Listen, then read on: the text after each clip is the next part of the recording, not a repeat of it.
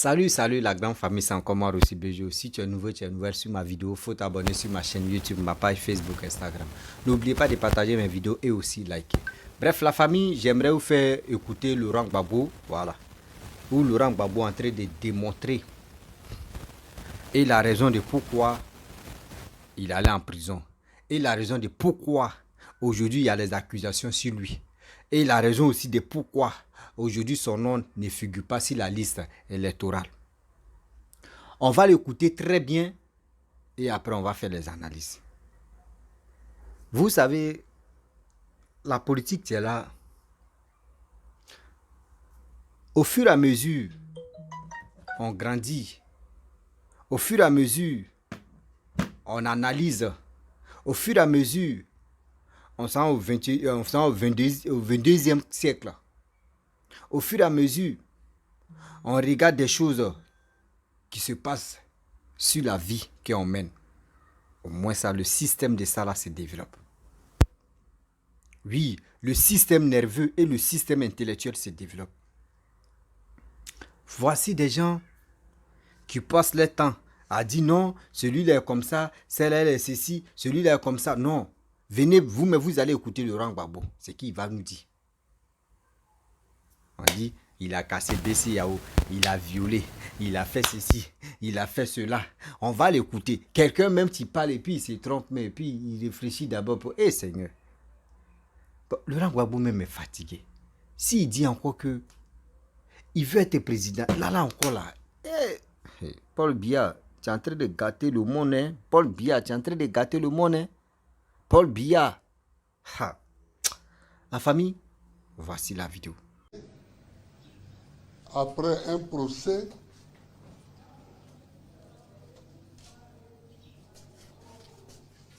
qui m'a jugé parce que j'aurais braqué la BCAO. Je refute avec vigueur une telle accusation. Dans ma vie, j'ai toujours travaillé pour que je n'ai aucune ombre dans mon casier judiciaire. Je dis toujours à mes enfants que je n'ai aucune fortune à leur laisser.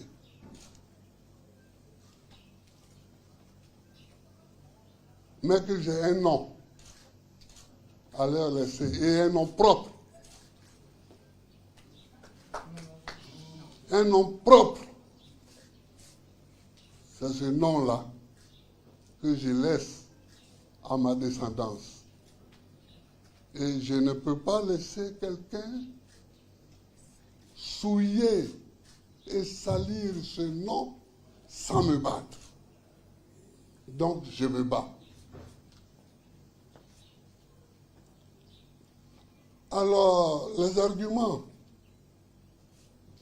que j'ai développés ce matin sont de plusieurs ordres.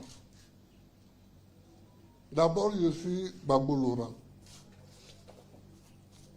président de la République de Côte d'Ivoire d'octobre 2000 à avril 2011. On ne juge pas un ancien président de la République n'importe comment et devant n'importe quelle juridiction. Il y a une procédure pour mettre en cause et pour juger un ancien président de la République et les présidents d'institutions. C'est une loi de 2005.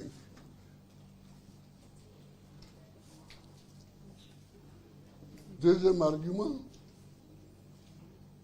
j'ai fait valoir que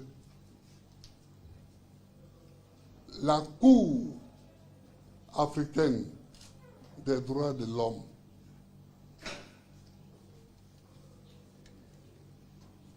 a demandé ma réinscription sur la liste électorale. Troisième argumentation, je ne les cite pas par ordre d'importance, mais comme ça me vient.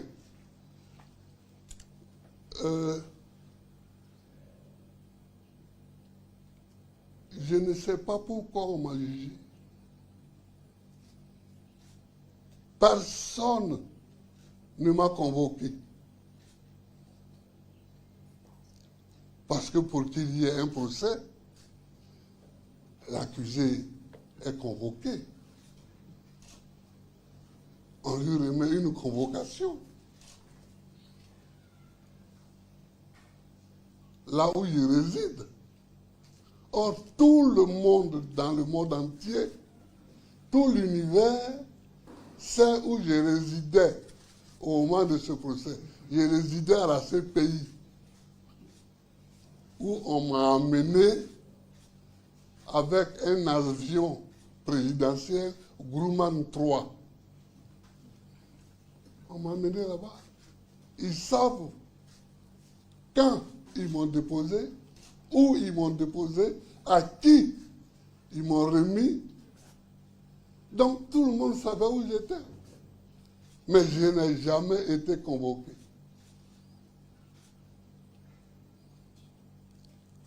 Dire donc que je n'étais pas en Côte d'Ivoire n'est pas un argument. Si je suis un fautif dans une affaire quelconque, on me remet ma convocation. Là où je suis. Or, ceux qui m'ont jugé savent très bien là où j'étais.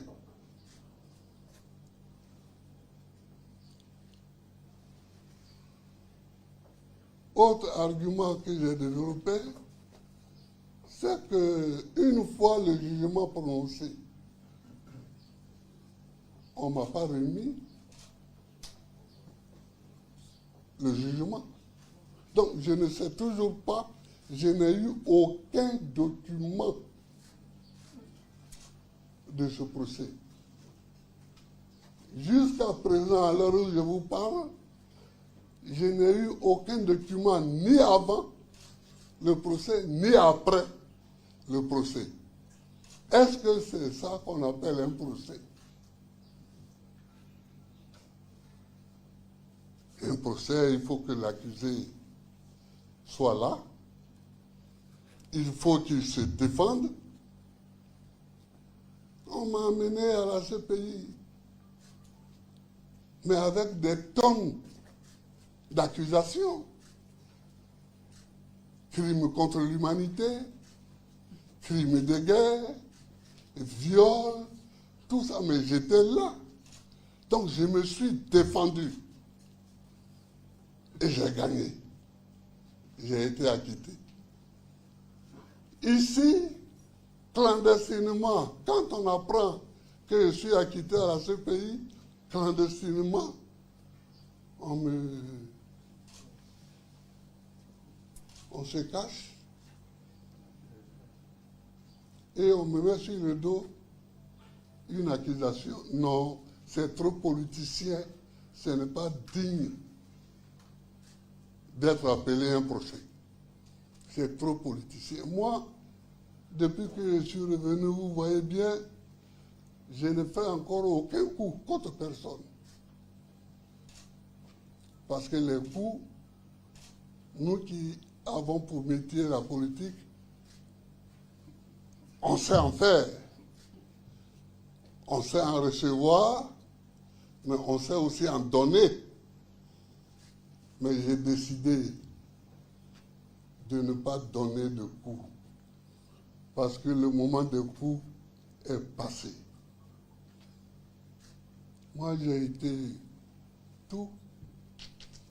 J'ai été militant, clandestin. J'ai été militant à ciel ouvert. J'ai été député. J'ai été candidat contre Feu-Boigny.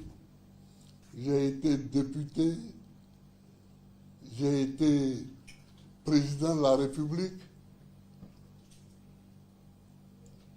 Le temps pour moi de donner des coups petits, cachés, est passé. Je l'ai déjà dit et je le répète. Aujourd'hui, ce que nous devons faire, les présidents Bédié, Ouattara et moi-même, c'est de nous conduire de telle façon que nous laissions aux jeunes générations une Côte d'Ivoire pacifiée. C'est ça qui doit être notre objectif. Notre objectif n'est plus de faire des coups pour nous-mêmes. Non, ce temps est passé, ce temps est révolu.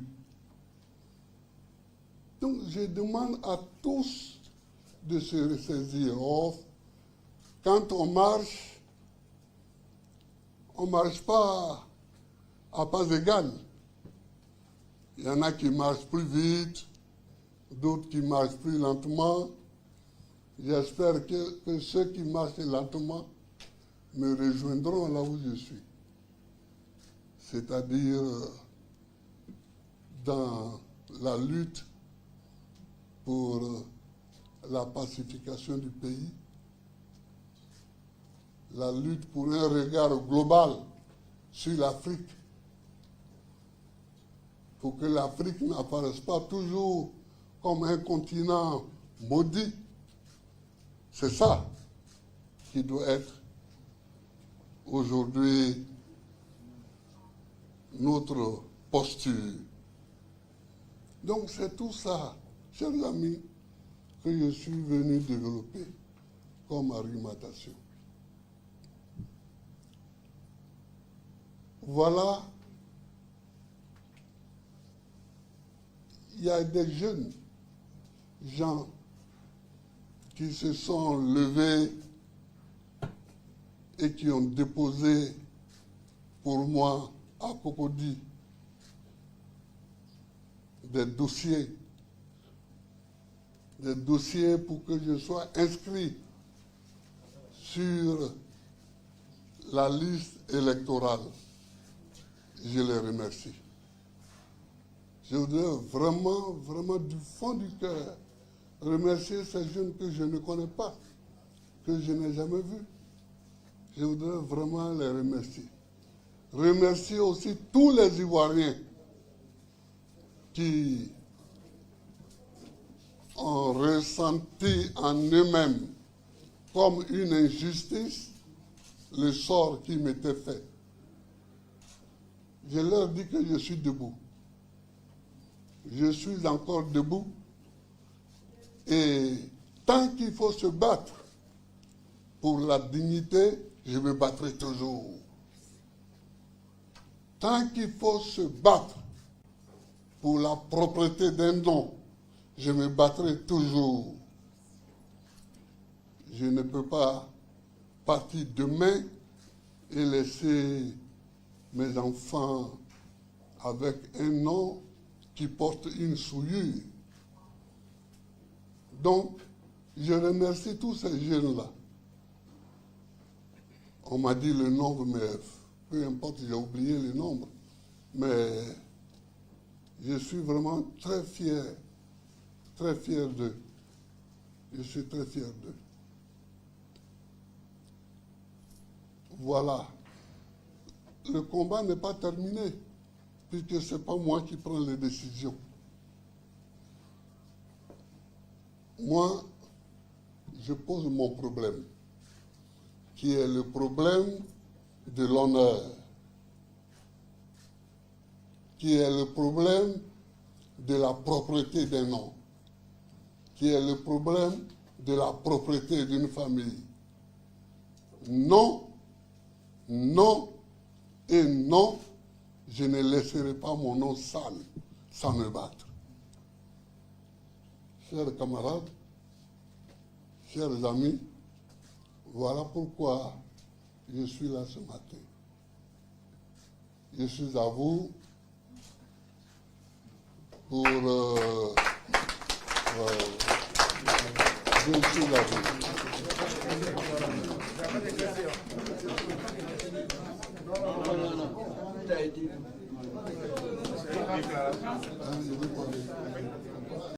Bref, la famille, nous tous, on a écouté. Hein.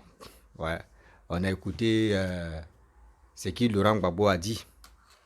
On dit, dans la vie, l'eau liquide dans la bouche de crocodile est bien glacée.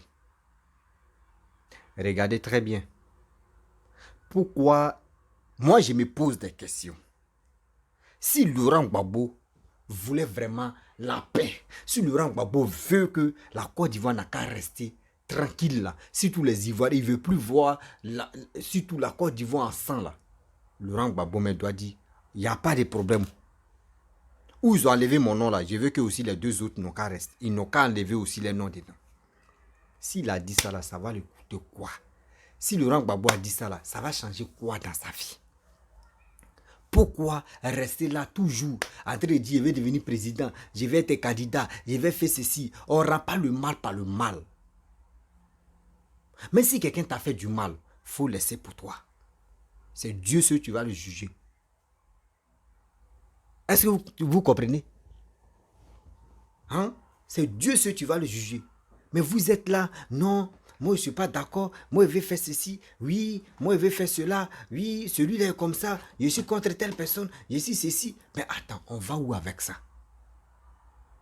Celle-là s'élève, non. Écoutez, vous avez entendu ce que Laurent Gbagbo a dit. Vous avez entendu ce que Laurent Gbagbo a dit. Le message que lui il a véhiculé là, on retient quoi de bon dedans? Dites-nous la vérité. Dites-nous la vérité. On retient quoi de bon dans ce que Laurent Gbagbo a dit? Parce que moi, je ne comprends rien dedans. Je ne comprends rien dedans. Il parle et puis il fait... Il réfléchit, mais puis s'il n'a pas oublié d'autres trucs. Il réfléchit s'il n'a pas oublié d'autres trucs. C'est ça là, vous voulez qu'on n'a qu'à prendre ça pour dire oui, il n'a qu'à être candidat. Si Laurent Gbagbo n'est pas candidat, c'est bien pour nous tous. Bédi aussi va dire non, que lui aussi, il va prendre sa retraite.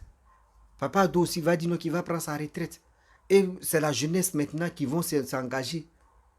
Ça fait quoi? Ça fait... C'est ça. Après, c'est pour accuser les Blancs, pour dire, les Blancs là même, c'est eux qui nous guident, c'est eux qui nous téléguident. Non. C'est parce que nous-mêmes, on ne se prend pas au sérieux. Nous-mêmes, on ne se prend pas au sérieux. Sinon, c'est qui les politiciens ivoiriens en train de faire? Vous voulez faire comme Paul Biya? Regardez très bien ceux mecs qui appellent les Ivoiriens, qui appellent les Camerounais de venir parler de la Côte d'Ivoire. Regardez chez eux, des voitures pourries. Regardez chez eux comment les gens se comportent. Les gars traversent des moments difficiles, mais les gars ne dévoilent pas. C'est nous, on doit montrer, surtout l'Afrique de l'Ouest, que oui, les vieillards n'ont qu'à se reposer. Les vieillards n'ont qu'à se reposer. Mais on est là, nous on ne veut pas. On veut telle personne. Non, nous on veut lui-là. Hein. C'est lui-là qui est bon. Quand il fait ce truc-là, il est bon. C'est celui-là, nous on veut comme président. C'est celle-là, nous on veut comme président. C'est celui-là qui est bon. Mais attends, lui-là. Mais vous ne pensez pas aux Ivoiriens qui vous écoutent, qui vous aiment. Est-ce que vous comprenez? Les Ivoiriens mais qui vous écoutent, qui vous aiment là, vous ne pensez même pas à eux. Demain là, ceux qui vous aiment là, c'est eux, quand vous allez parler là, c'est eux qui vont aller mourir. C'est eux qui vont aller mourir. Pour vous. Et puis vous n'allez pas demander pardon. Oui, vous n'allez même pas demander pardon pour dire telle personne est morte pour nous ou pour moi. Jamais. Vous allez laisser comme ça. Parce qu'on a vu 3000 morts là. On dit demander pardon. Zéro. Voici Toussaint qui est là. Alain Toussaint, les Ivoiriens, tout le monde n'a qu'à demander pardon à ses parents. Zéro. On est là. Vous voulez aussi augmenter? Augmenter, nous on est là-haut. On regarde. Vous voulez augmenter. Mais je demande à Papa Ado. Je demande aussi au gouvernement. Je demande aussi, surtout même, tous ceux qui ont dit les procureurs, et tous ceux qui ont dit les juges, les avocats, tous ceux-là. Ils n'ont qu'à voir ce côté-là. Les trois là n'ont qu'à se reposer. Et on va terminer là. Les 6 va devenir 9 là. Ça va rester dans les gauche. Les 9 va devenir poulet, va devenir pentade là. Ça va devenir canard. Et on va avancer. La famille, je vais m'arrêter là. Si tu es nouveau, tu es nouvelle sur ma vidéo, faut t'abonner sur ma chaîne YouTube, ma page Facebook, Instagram. N'oubliez pas de partager mes vidéos. Je ne parle plus beaucoup, c'est pour vous montrer et puis on avance seulement.